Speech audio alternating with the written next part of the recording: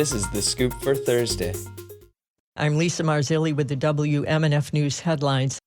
Saying the Constitution does not mandate comfortable prisons, Florida corrections officials want a federal judge to toss out a potential class action lawsuit alleging the state has violated inmates' rights because of hot conditions at a Miami-Dade County prison. The lawsuit, which names 3 Dade Correctional Institution inmates as plaintiffs, alleges that hundreds of elderly and disabled people were detained at the facility in extreme conditions, including unbearable heat and abysmal air quality.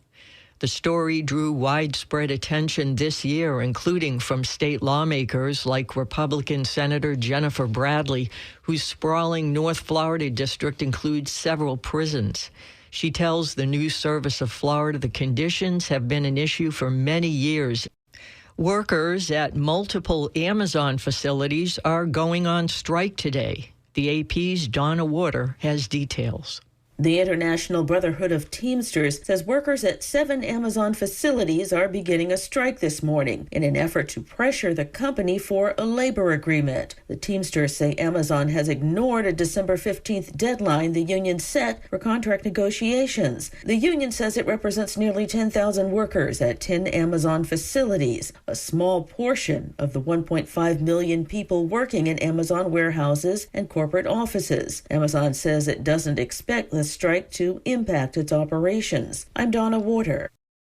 The Senate has passed a defense bill that authorizes significant pay raises for junior enlisted service members and boosts overall military spending to $895 billion. But it also strips coverage of transgender medical treatments for children of military members. In an 85-14 vote yesterday, the democratically controlled Senate approved the bill, which included an anti-trans rider tacked on by Republican leadership. 11 Democrats and 3 Republicans voted against the legislation.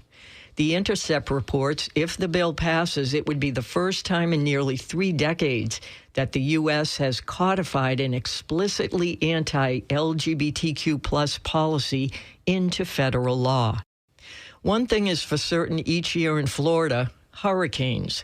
And with widespread power outages from Helene and Milton, many Floridians turn to their radios for the latest updates. WMNF's Chris Young tells us about a new technology officials will use to help share emergency information with those who need it most.